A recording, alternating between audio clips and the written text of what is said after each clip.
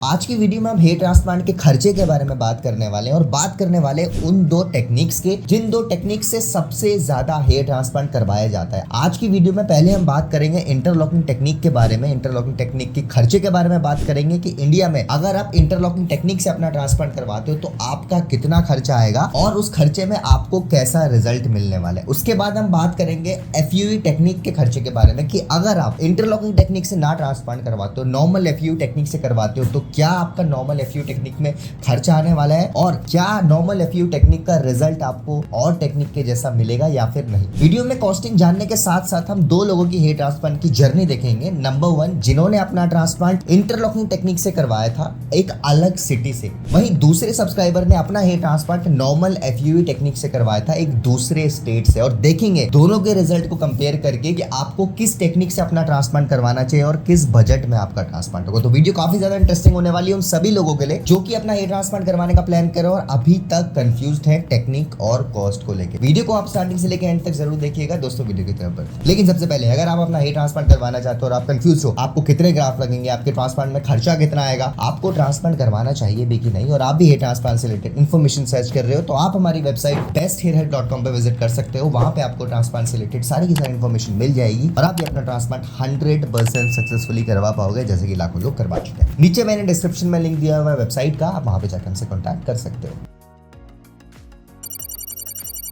So guys सबसे पहले हम बात कर लेते हैं टेक्निक नंबर 1 के बारे में जिसका नाम है इंटरलॉकिंग टेक्निक। आई होप आप लोग ये जो वीडियो देख रहे होंगे मैक्सिमम लोगों ने इंटरलॉकिंग टेक्निक के बारे में पहले सुना होगा, काफी लोगों ने हो सकता है इंटरनेट में इसके बारे में सुना हो, काफी लोगों ने हो सकता है क्लिनिक जब विजिट किया हो इस टेक्निक के बारे में सुना हो। इंटरलॉकिंग टेक्निक पिछले 2-3 सालों में काफी ज्यादा फेमस हुई है और इसके दो सबसे बड़े रीजन है, मैंने हमेशा बोला है। नंबर 1 डेंसिटी, क्योंकि इसमें इंटरलॉकिंग पैटर्न में ग्राफ लगाए जाते हैं तो इसमें डेंसिटी ज्यादा आती है इफेक्टिवली और टेक्निक से। नंबर 2 रीजन जिस वजह से इंटरलॉकिंग काफी ज्यादा फेमस हुआ है वो है इसकी हेयर लाइन। इंटरलॉकिंग टेक्निक की जो हेयर लाइन होती है वो काफी ज्यादा नेचुरल होती है as compare to other techniques, और इसी चीज को समझने के लिए हम अपने एक सब्सक्राइबर की जर्नी देखते हैं जिन्होंने आज से लगभग 6 महीने पहले अपना ट्रांसप्लांट करवाया था दिल्ली के एक बहुत अच्छे क्लिनिक से। राइट, अब आप लोगों में से जो ये वीडियो दिल्ली से देख रहे होंगे, आई नो, मैं समझ सकता हूँ दिल्ली में एक अच्छा क्लिनिक चूज करना कितना ज्यादा डिफिकल्ट है, क्योंकि आप सभी जानते हैं इतने ज्यादा क्लिनिक्स दिल्ली में खुल चुके हैं। तो एक अच्छा क्लिनिक अगर मैं बात करूँ तो 5% ही क्लिनिक्स हैं जहाँ पे अच्छा ट्रांसप्लांट होता है, तो ये भी काफी ज्यादा कंफ्यूज थे। फिलहाल ट्रांसप्लांट से पहले की कंडीशन देखे तो आप देख सकते हैं फ्रंटल हेयर लॉस इनको काफी ज्यादा हो चुका था। एज बता दूं तो इनकी एज 25 से कम थी। राइट, अब आप सोचो आप 25 साल से कम हो और आपका फ्रंटल हेयर लॉस हो जाए तो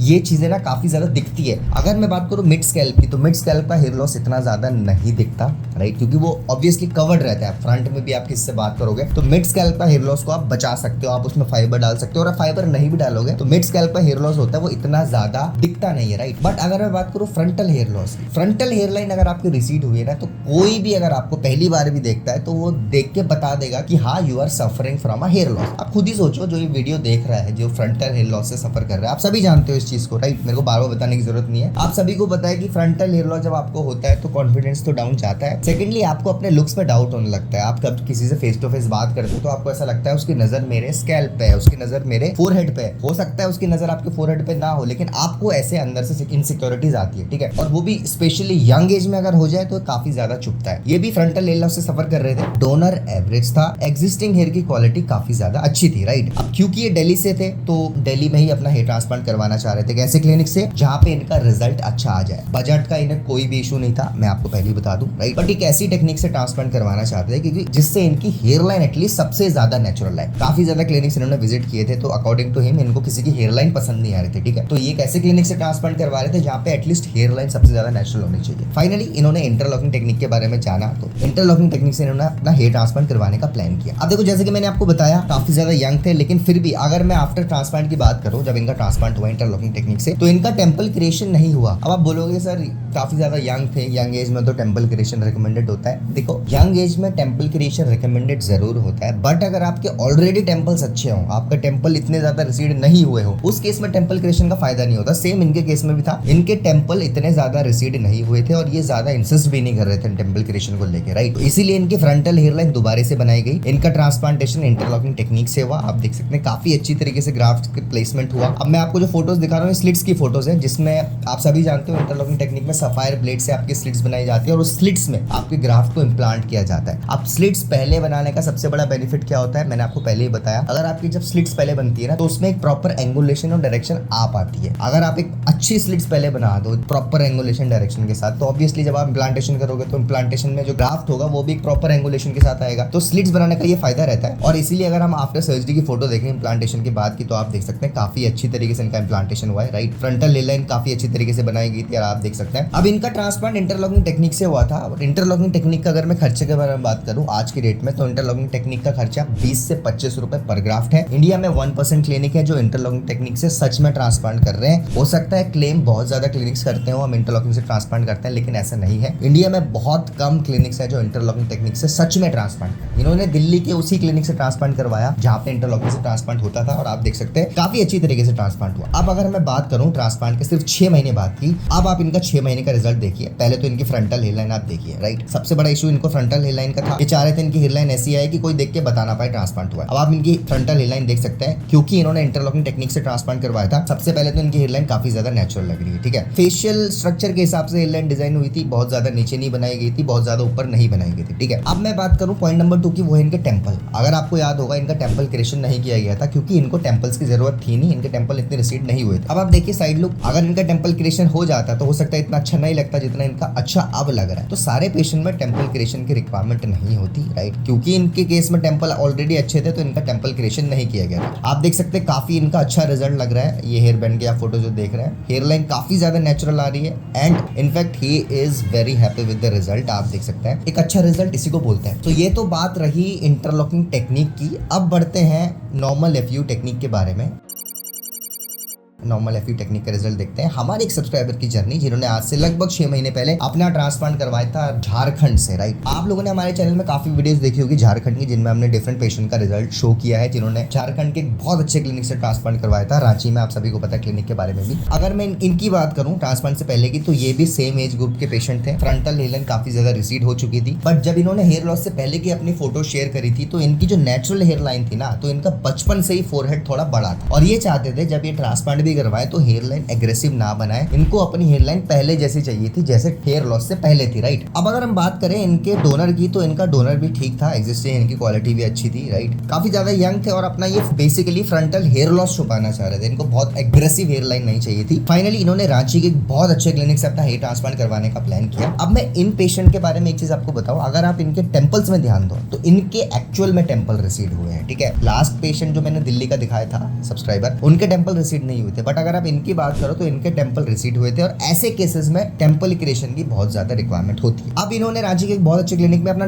नॉर्मल एफयू टेक्निक से ट्रांसप्लांट करवाने का प्लान किया, ठीक है। अब आप देख सकते हैं अगर मैं आफ्टर सर्जरी की बात करूं तो इनके ऑलमोस्ट 2500 ग्राफ्ट्स लगाए गए। इनका टेम्पल क्रिएशन बहुत अच्छी तरीके से हुआ, आप देख सकते हैं। हेयरलाइन काफी ज्यादा अच्छी लग रही है, टेम्पल आप देखिए बहुत अच्छे तरीके से क्रिएट किए गए हैं। एंड अभी मैं रिजल्ट शो करूंगा तो आपको दिखाऊंगा कि अगर आपके टेम्पल्स बहुत अच्छे से क्रिएट किए गए तो आपका रिजल्ट कैसा आता है, ठीक है। अभी बात करते हैं फ्रंटल हेयरलाइन की, तो आप देख सकते हैं फ्रंटल हेयरलाइन बहुत ज्यादा नीचे नहीं बनाएगी, क्योंकि इसका रीजन मैंने आपको बताया। ये चाहते थे इनकी हेयरलाइन ऐसी हो जैसे इनका हेयर लॉस से पहले थी। पहले जब इन्होंने फोटो शेयर करी थी अपने हेयर लॉस से पहले की, तो उनकी एज इट इज ऐसी ही हेयरलाइन हुआ करती थी। हाँ, इनके टेम्पल्स ऐसे नहीं थे, बट ये अपने टेम्पल क्रिएशन करवाना चाहते हैं, क्योंकि ऑलरेडी इनके टेम्पल्स बहुत ज्यादा रिसीड हो चुके थे, राइट। अब मैं बात करता हूँ कॉस्टिंग की, तो इन्होंने एफयू टेक्निक से ट्रांसप्लांट करवाया था, जिसका जो कॉस्टिंग है वो 18 रुपीज पर ग्राफ्ट है। और मैं आपको आज दिखाऊंगा कि अगर आप नॉर्मल एफयू टेक्निक से भी ट्रांसप्लांट करवाते हो एक अच्छे क्लिनिक से, जहां पे डॉक्टर काफी ज्यादा एक्सपीरियंस्ड है, टीम काफी ज्यादा एक्सपीरियंस है, तो एफयू टेक्निक का रिजल्ट भी बहुत ज्यादा अच्छा आता है। अब अगर मैं इन्हीं की बात करूं, ट्रांसप्लांट के सिर्फ 5 महीने की बात कर रहा हूं, अभी मैं रिजल्ट नहीं दिखा रहा हूं, सिर्फ 5 महीने की मैं अपडेट शेयर करूं जो उन्होंने शेयर करी हमारे साथ, तो आप देख सकते हैं सिर्फ 5 महीने में फ्रंटल हेयरलाइन की ग्रोथ आप देख सकते हैं बहुत ज्यादा अच्छी है। अभी देखो कुछ पेशेंट ऐसे होते हैं जो अपनी हेयरलाइन ना बहुत ज्यादा एग्रेसिव बना लेते हैं, तो वो जब बहुत टाइम बाद लोगों से मिलते हैं, अब हो सकता है कई लोग देख के उनको पहचान जाते हो, क्योंकि ऑब्वियसली बहुत ज्यादा अट्रैक्टिव लगता है जब हेयरलाइन अगर आप थोड़ी एग्रेसिव बना लो और नेचुरल अगर आपकी हेयरलाइन है, तो ऑब्वियसली आपके लुक्स थोड़े इनहेंस हो जाएंगे, ठीक है। बट अगर आप अपनी हेयरलाइन हेयर लॉस से पहले वाली रखो, सेम जैसे आपकी हेयर लॉस से पहले हेयरलाइन थी, और आप वैसी हेयरलाइन रखो, तो आपका रिजल्ट और भी ज्यादा नेचुरल आता है। तो वो लोग देख के कॉम्प्लीमेंट भी करने वाले होते हैं ना, वो भी आपको कॉम्प्लीमेंट नहीं करेंगे, क्योंकि आप नेचुरली लगोगे जैसा पहले थे हेयर लॉस से। इनकी मैं केस की बात करूं तो इनका केस बिल्कुल एज इट इज वही है। अभी जो इनका 5 महीने का रिजल्ट आप देख रहे रहे हो ना, इनका हेयर लॉस से पहले एज इट इज ऐसे ही कंडीशन हुआ करती थी। हेयर लाइन आप देख सकते हैं बहुत ज्यादा नेचुरल आई है और ये उन पेशेंट्स में से हैं जो अपने रिजल्ट्स को लेके बहुत ज्यादा खुश थे, राइट। अब मैं टेम्पल्स आपको दिखाता हूँ। इनका टेम्पल क्रिएशन हुआ था, लेकिन उसके बावजूद भी आप देखिए टेम्पल इतने ज्यादा नेचुरल आए हैं कि कोई देख के बोल नहीं सकता कि हाँ उन्होंने टेम्पल क्रिएशन किया है। उसका सबसे बड़ा रीजन यही है